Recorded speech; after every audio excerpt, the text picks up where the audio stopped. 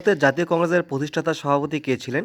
ডব্লিউ.সি. Banerjee, S N. Banerjee, G K. Gokhale, Allan Octavian Hume, A O. Hume.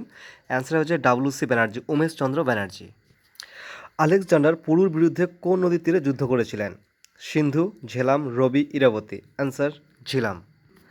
কার পতনের পরে সুভাষচন্দ্রের নেতৃত্বাধীন আজাদ হিন্দ ফৌজ ব্রিটিশদের কাছে আত্মসমর্পণ করেছিলেন? Germany, Italy, Japan. দ্বিতীয় মহাযুদ্ধের অবসান। জাপান যখন হেরে যায় তখন সুভাষচন্দ্র বসু সুভাষচন্দ্র বসু অন্তর্ধান করেন এবং আজাদ হিন্দ ফৌজ আত্মসমর্পণ করেন ব্রিটিশদের কাছে। প্রাচীন বেদ হলো অথর্ববেদ, ঋগ্বেদ, যজুর্বেদ, সামবেদ। প্রাচীন বেদ হলো ঋগ্বেদ।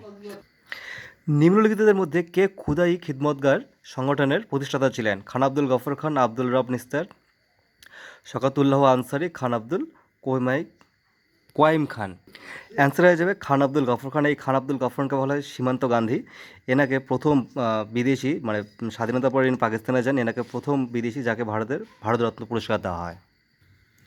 নিম্নলিখিত কোন সংবাদপত্রটি মহারাষ্ট্র থেকে প্রকাশিত? ক্রান্তি, আত্মশক্তি, সারথী, সন্ধ্যা। অ্যান্সার হয়ে যাবে ক্রান্তি।